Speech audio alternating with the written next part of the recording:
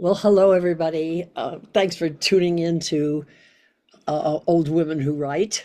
Um, I hope nobody ever gets offended by my use of the word old. Just think of it as, say, older than 15 years old. Who knows? Just make up whatever age you want to make up to define old.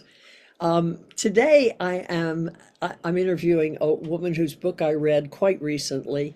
Her publicist wrote to me and asked me to to read it and see if I would interview her. And of course, I'm always happy to read new authors or older authors, particularly. And I'm so glad I did because I really enjoyed this. Oh, no, enjoy is not the real right word. I love this book because of its honesty, because of the good writing, because of the author's ability to write without a hint of self pity, despite the circumstances she's describing. So I want to introduce you to Babs Walters. Before I do, though, I want to say the topic in the book and our topic for today, in large part, has to do with child sexual abuse. So if that is causes you to have emotions, if it triggers you in any way, I just want you to know it ahead of time. So listen as you can listen. I hope you can take it all in, but you decide what works for you. Okay, so Babs, welcome. Thank you, Jean. You Yeah, know, my middle name is Jean, so we're connected in more ways than yes, one. we are. I didn't realize that. I hear your accent. You got to be from the Northeast somewhere. New York. New York, yes, I could hear it. I didn't want to specify, but yeah. Well, welcome. Babs, Thanks. this is your first book, am I right? No, actually, it's my second. Oh, it is. Oh, I My didn't know that. my first book was a business book. Oh, When I went into my own business, when I left corporate America, I decided to take 30 years of experience that I had in training executives and managers, and I wrote a book called Your Employees Did What? Seven, Seven Strategies for Driving Workplace Performance. oh, Well, wow. Well, I, this could not be any different than my I book. For those of you that now I know it's going to be backwards on your screen, but it's called Facing the Jaguar, and the subtitle is A Memoir of Courage and Confrontation. This is Bab's book.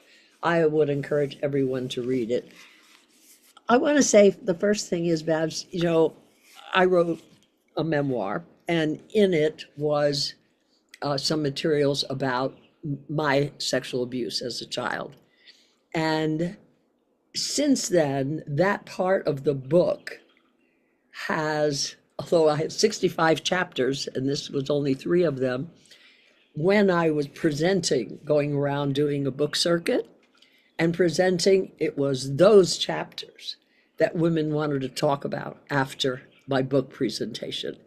In every one. So now I'm giving presentations called Don't Keep Your Secrets. Oh, okay. And given that, I wanted to read, if you don't mind, um, when you first open your book, you have a poem there. Is it okay with you if I read that? Would Absolutely. you prefer to read it? Either No, I would rather hear you read it, okay. Jean. Okay. It says, this book is dedicated to all my sisters who were obedient and loyal to their families, who kept the secrets they were told not to share, who could not find someone to listen or someone who could hear them, who held the pain inside themselves for far too long, who felt all alone. Here's to all the family secret keepers. Here's to telling. Yeah, yeah. You kept secrets for 70 years or Yes. close to. Talk to me about who was your abuser. Well, both of my parents were abusers, but Yes. my father was the one who sexually initiated me. Yeah. Um, I think it's important to know, Jean, that this book could not have been written when I originally tried to write it 40 years ago Oh, because I was in so much pain and I was not focused in a healthy way on what I wanted to say. So it took a lot of therapy for me to get to the place where, since you read the book, you know, at the end, I go through the research that I've done on my parents' Yeah. stories that they told me, and I am able to better understand where they came from. I don't forgive what happened to me, and obviously, I'm grateful that whatever it is about me that was separate from them, I was able to break the chain. But so I don't want people to think that, you know, you leave home and then this thing is over for you, Yes. I even want, though that's what I thought was going to happen. I wanted to say something about maybe getting ahead of ourselves. I don't know. The end of the book, when you talked about the research that you did into your parents' lives, I found this remarkable that you did this. I mean, much of the book is about the years of abuse and the years of keeping the secrets and the years of of the effect of the long-term The damage. abuse on your life, the damage, right? For most people, or let me take it back. I think the majority of people would not have attempted to find, why did my father do that? Why did my mother behave as my mother behaved? Encouraging physical abuse of you sometimes to protect herself. You know, I don't know. People either say, well, they did it and I forgive or not forgive, but you went further and I really admired that. Do you think that was an important step for you on your way to sanity, on your way to health? Well, I didn't know it at the time, so that was not my reason for doing it. Mhm. I had I took a course, you know, write your memoir in 6 months course, and one of the coaches I was working with said to me, even though your story would make a Netflix miniseries, there was so much going on, nobody wants to read an 80-year-old biography about an unknown person. If you're famous, like Barbara Streisand, she could have 900 pages or whatever she has in hers, but nobody's going to want to know about Babs. And she said, you really need to look for a universal truth because your story needs to be told, but only people who had the same experience will be able to relate to it unless you give it something that everyone can relate to. Yes. And that's when I thought about the family secret keepers. Because anytime I start to talk about what happened to me, people come up and share their secrets. Maybe they didn't have an incest or a child sexual abuse, Yes. but there was a suicide in their family. There was a bankruptcy. There was the aunt who went to the mental institution. There Yes. was an alcoholic parent. So that's why my point of view started to shift. Mm-hmm. How am I going to find the universal in this? Mm-hmm. And I read a book called Adult Children of Immature Parents by Dr. Lindsay Gibson. Mm. And her work was so brilliant that I started to consider, you know, my parents are both gone. I'm not going to get to the bottom line. And I don't think they would have told me the truth if they were around anyway. But I could use some creative perhapsing. I could ask the people that were still alive. I could look for the reform school that they said they went to. And I could start putting some of those pieces together. Mm-hmm. And when I did that, I didn't mean to forgive them and I didn't mean to heal. I was trying to give my book some value. Yeah, yeah, yeah. But the more grace I could offer them, the more I could understand where they came from, the more I could accept myself and get over some of the guilt and shame that I was still carrying. So I gave myself a gift, Jean. Yes, I see that. I hear that. Yeah. Okay, let's go back because I went from the first page to the end of the book. At what age did the sexual abuse start with your father? I was 11 years old.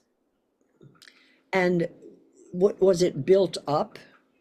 You know, did it happen gradually? And Well, it's hard for me to actually remember a lot of it because uh, I so disassociated. But the truth is that my parents had a very tumultuous relationship throughout their lives. Hmm. They were married for 72 years. And um, my father went to that reform school because he had anger issues. He had built a bomb in high school. And then, as you know from the book, when he went into the army, they trained him to be a sniper and to kill with one shot. So here you have this man who's constantly angry. And then you have this woman who was sent away because this child, because she was promiscuous. And I'm not even sure that anybody sends kids to a reform school for being promiscuous these days. But, my father gets drafted into World War II. And when he comes home, my mother's replaced him. She has another man in the house. Hmm. And that's been their dance. Now, as they matured, they mellowed a lot, but that I was no longer in the house because my parents were teenagers when they had me. Hmm. So I was out of the house pretty early. Um, so it was a really, I call it a war zone in my, wherever we were living, it was a war zone. Yes. You didn't know what would set things off. And of course, the first time that my father touched me in an inappropriate way, he had his guns out. They were laying on the night table next to the bed and the bullets were out. And he told me that if I ever tell anybody our secret, that he would kill me. And I believed it because he almost killed me with his beatings. And then again, when my sister and I would come home with our test papers from school and we would hang them on the refrigerator when we got 100, my father would come back from the gun range with his um, targets. It would be an black outline of a human torso, and there would be one black dot right in the middle of the center of his forehead, and he'd hang those up with us. So clearly, there was a lot of dysfunction going on, and the only way that I knew to escape from what was happening was to disassociate. Hmm. So as the his visits to me became worse and more threatening, I just went far into the jungle. This And is I where the title of the book comes in. right. Yes. Yeah, one of my viewers said that, everybody has jaguars. Everybody has the demons that they run from. Um, I just happened to have that thread through my book of that was my dream. That was where I went. Yes. That's how I felt. And for how long did the abuse continue? Well, this is part of what caused the problem for me, Jean. It continued until I was 18 for 7 years. Um, and at some point, I knew it was wrong, and I started to feel like I must be a bad person, and I must have done something wrong. And I think this is a common thing when children live in a home where there's a lot of fighting. Hmm. They always try to make things better. So I tried to be more parental. I tried to be more responsible. And of course, I was human. I was not perfect. Right. So I lived with a lot of guilt for letting it go on that long. Right. When did you first tell anyone that this was happening? Well, I had a best friend when I was 14, and she came up to me one day in the hall in school and said, I have a terrible family secret I need to tell you. Meet me afterwards in our secret place. Well, I have to tell you, I was almost happy because I thought, gee, maybe this is a secret initiation that all girls go through, and you're not supposed to tell anybody. I didn't know. I was so naive, um, and damaged. Yes. So, of course, when we met and she told me her secret, it was not the same as mine. Right. And another 14-year-old who came from a troubled home didn't have any ideas of what to do. But So, you told her. yes. Yes. When I read that about your friend, I thought how lovely, how fortunate it was that you had this friend Yeah. because she accepted you and it. And she tried to make it better. She Yes. came up with a very childlike, feeble solution. Yeah. We're going to start a club for kids that have troubled parents or whatever. Right. Yeah, it Right. was an act of love. It clearly was. Yeah. Was she the only person that you told at around, you were in high school then or junior high? I can't I remember. was junior high, what they call middle school these days. Yes, Yeah. yes. Was she the only person you told for then for? Well, I actually told one of my teachers in high school. Hmm? Uh, someone that I thought was a trustworthy human being. He used to pick up a bunch of the girls and take us to New Jersey to his house over the summer for the weekends. Um, he and his wife would make barbecue for us. And one of the nice things is that we would help his wife clean up the kind of things that our mothers used to have to yell at us to do, like wash and dry the dishes, I, take out the garbage. But I I kind of respected him and her because they spoke to us like we were adults. They spoke to us about dating and drinking. And one day when I came to school, I was having a really hard day. And he asked me what was going on. And I said, I don't even know how to tell you. And he said, meet me at 3 o'clock. Come down to my office. We'll work it out together. So I went to his office. He locked the door when I got in there. And I thought, first, it was a little bit of hearing that click was like a little bit of a light bulb went off. But then I thought, oh, we're going to talk about something private. It's good that he closed the door. mhm. And so when I told him what was happening, he unbuttoned my blouse and he put his hands on my breast under my bra and started to fondle me. So I kind of shut down quite a bit after my two Still brings attempts. emotion, doesn't it? Yeah. I know that feeling, yes. Oh, I'm sorry, Jean. Yeah, People don't realize there's not a whole lot you can say to someone except that you're sorry. This should not have happened to you. You didn't deserve it. You did nothing to cause it. right. And I'm so proud of you for being here today. Hmm.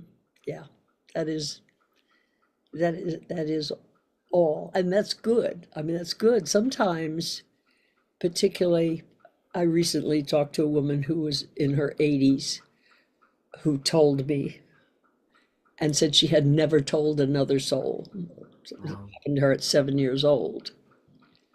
And sometimes it's the biggest gift you can give to whatever's appropriate.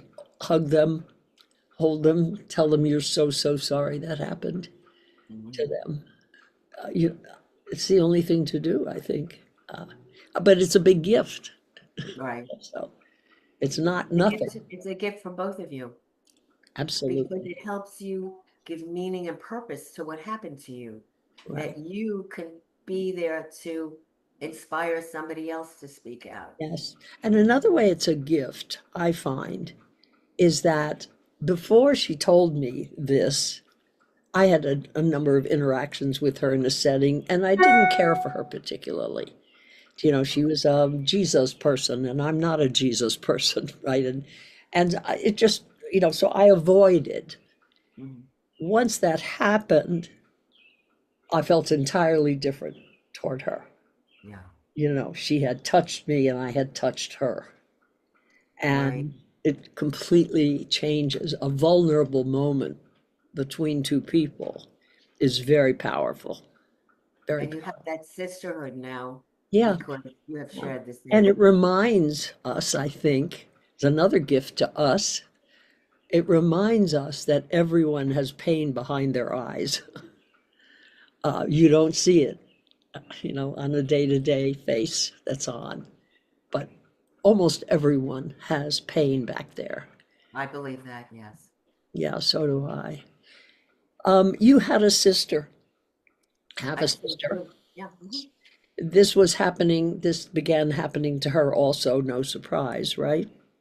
Well, a couple of my therapists were really surprised, but when I got married and left home, I had no idea what was going to happen to her. You were still innocent. Well, no, I was in disassociation. Yeah, I, yeah. I remember my wedding day. I heard like this dungeon door clang shut, and I thought to myself, "Wow, you're never going to have a problem again." I don't know what kind of life I was living, Oh my.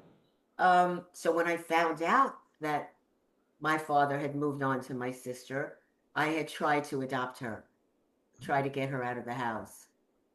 Wow. And that was not successful. I mean, It was pretty pathetic if you think about it. The rabbi who had married my husband and I, he was the only person I could think of to go to. He was a clergy. He would help me and know what to do. And he basically said, Jewish fathers don't do that. I'm mistaken and I'm misinterpreting affection for sex. I said, Rabbi, you just married us. I know the difference between sex and affection. Yeah. He said, I can't help you, and showed me to the door. That was shocking to me when I read that. Absolutely shocking. Well, you see, the thing that there seems to be a theme in the people that I told, Jean. So a lot of that has to do with who I thought I could trust. Uh-huh. And obviously, I wasn't reading signs well. I was seeing what I needed to see. Um, and that's been a big issue for me throughout my life. When the people who are supposed to love and take care of you Right. are the most untrustworthy, Right. you don't learn the lesson the right way the first time. So I hadn't realized that that was going to happen to my sister. And when I did, I went into warrior mode. I was ready to get her out of the house. Mm-hmm. Mm-hmm. You said your parents were married for 70 whatever years, 2 years, yeah. which means that once you left home, well, no, once you began to heal, once you went into therapy and began to heal, because what happened to you as a child had a great effect on your adult life, on your marriage, on your relationships, a huge effect. That combination of innocence and wanting to trust and um, had consequences through your Right. much of your adult life also. But yet you kept as much relationship as you could with your sister, and you were speaking to your mother and father about what happened to you at some point. Talk to me a little bit about that. What had you go to your father? What had you go to your mother Mhm. and talk to what happened to you as a child?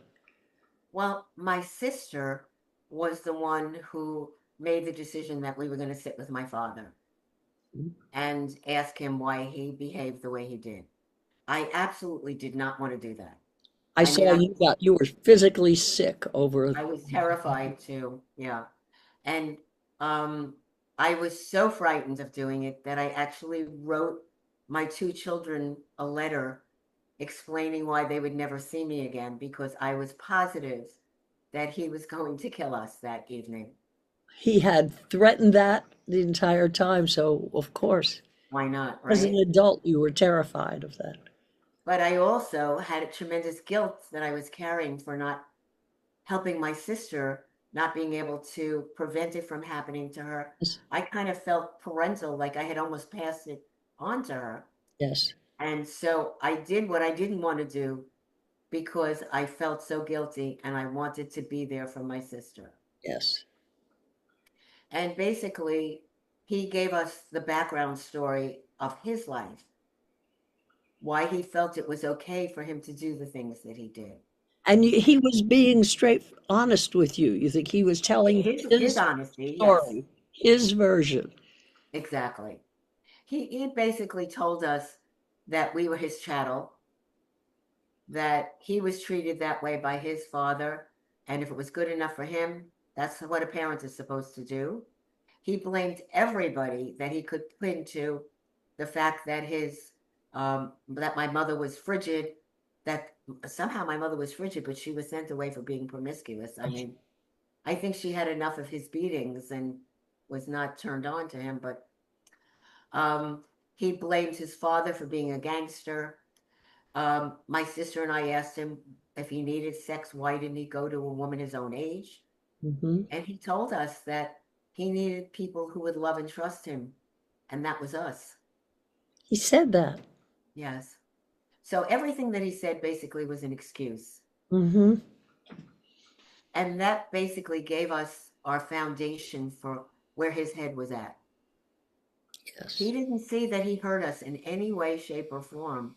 And when I got to that final chapter and I did my research into what happened to him, as you know, because you've read it, yes. um, he had a very traumatic experience when he was 5 years old. Hmm. And common research says that any child that would go through an experience like that would learn to shut off all their feelings and Yes, become a sociopath, be unable to feel for themselves so they couldn't feel for anybody else. yes, yes, that makes So he sense. never really got that he hurt us. Right. And what about your mother? Well, my mother was a spoiled child because her father had married a woman very beneath him.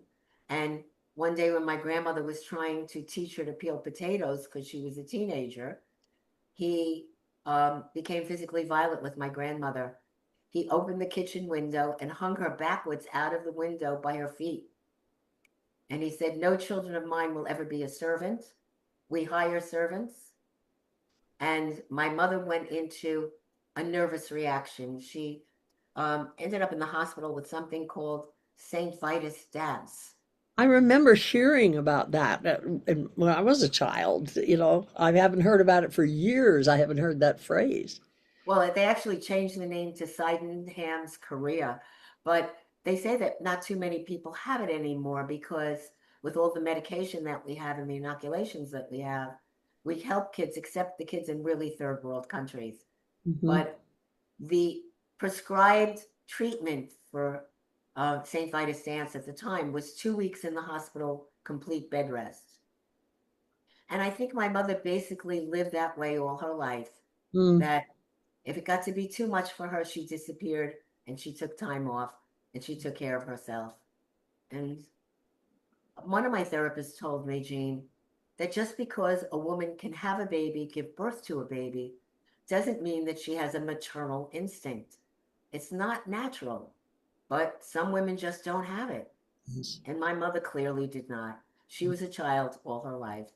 And she repeatedly invited harm to you by using you girls as a shield for her. Well, I just have to say something to that because that's one of the things that I feel like I really learned in doing the adult children of immature parents. Hmm.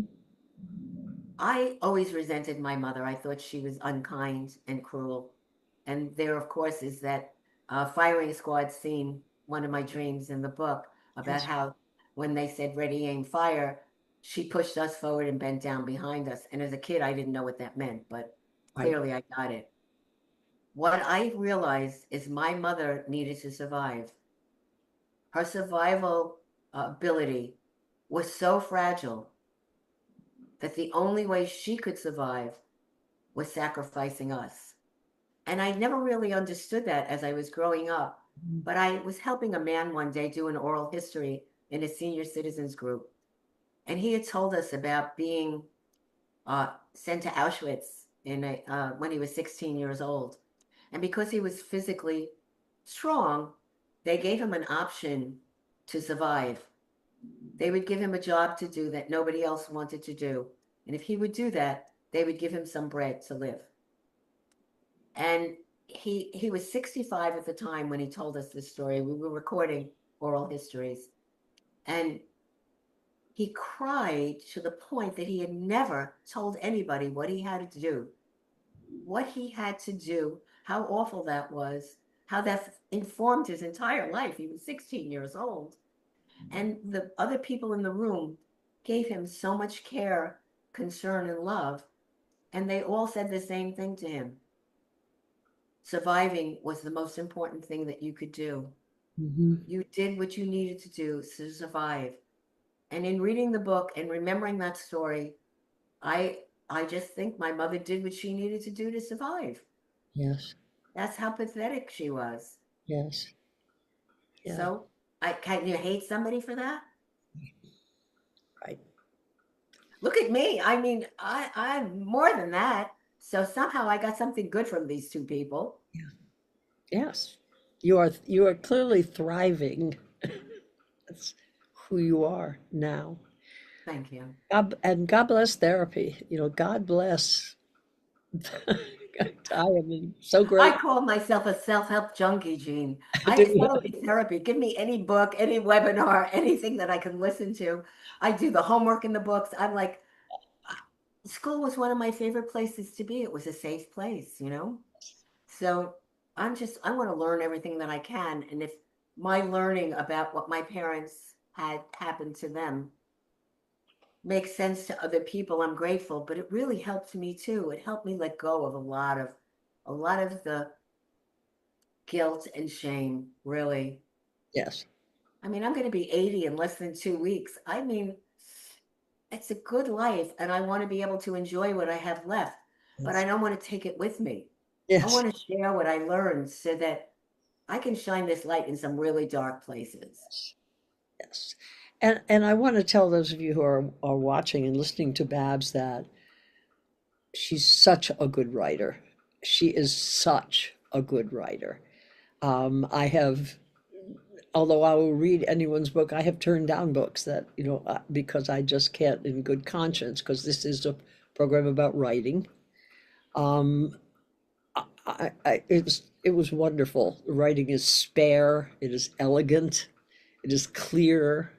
There is no wasted anything. There's no reaching for pathos, reaching for the reader's emotions. You just tell your story, and it's really quite remarkable. Um, and Thank you for that because I don't hear a lot of that. And I compare myself to all these wonderful literary giants, you oh, I know. know. Believe me, I know. As a first-time writer of memoir, I know exactly. I sort of shrink up, thinking, yeah, but yeah, well, you need to know that, and I do hope you'll go on to Thank write you. more because I think you have more to say. I Well, I mean, have two more memoirs. Obviously, this one ends at age 29, yes, but it's taken a lot. It really has. And my goal is to get out and talk, to yes. speak to as many people as I can I hope and you to can get a help them on their journey. Right. good, good. Babs, thank you. Thank you. This has flown by. I didn't cover half of the questions I was going to ask you about it, but I like the way the conversation evolved. So, I'm Well, you could always invite me back, Jean. We can there you continue. go. Yes. Well, you got to get that second one out there so we can cover the next however years. Because really, because it did end at 29, but then I felt like I wanted more. I Mhm. wanted to know how the healing process went, in your life. And so, yeah, so please come out with book two. I would appreciate that. Thank you. And for those of you who are listening, watching, I hope you've really enjoyed Babs. Oh, Babs, oh, tell them how they can get your book for starters. Well, it's available for pre-order right now, and it's very helpful to me if people Oh, it's do still on pre-order. pre-order. Oh, I didn't even realize It that. doesn't come out until June 17th. Okay. And I don't know, I mean, you deal with women writers, so the way that Amazon's algorithm works is the more pre-orders a book has, the more they think it's going to be successful and they move it into a more prominent spot. So if anybody's thinking about getting the book, it really helps if you order it beforehand. You can get it at Barnes and Noble, you can get it at Amazon, you can get it at any local indie bookstore. And if a budget is an issue, order it from your library Hmm. So they can pre-order it through Barnes and Noble or any of the brick and mortar stores also. online, right? Great, great. And then it'll be delivered to them the day that it comes out. And do you have a website? I do. It's babswalters.com. Pretty easy. Pretty All one easy. word. Yes. I have a YouTube channel. My YouTube channel is youtube.com/, is that a backslash? I'm not really sure. Don't worry. At Facing the Jaguar. Uh-huh. Okay. That sounds great. And And I have, does I will Walter put have an your, S on the end? Your last yes, name, Walters. Babs and Walters both have an S. Okay. Okay. And you were going to say something about. Oh, I was going to say when you send me this video, I will put it on my YouTube channel and people Right. can find it there too. Right. Yes. All right. Well, thank you, Babs. Thank you. And thank you all for being here. I hope you've enjoyed Babs and enjoyed hearing about facing the Jaguar. And if you have any of the similarities in your life to what we've been talking about, I think Babs and I would join together in saying, tell someone, Mhm. talk to someone, talk about it, talk it through. It's not magic, the therapy, but oh my goodness, it is supportive and helpful to have you understand what has happened to you and its effects on you.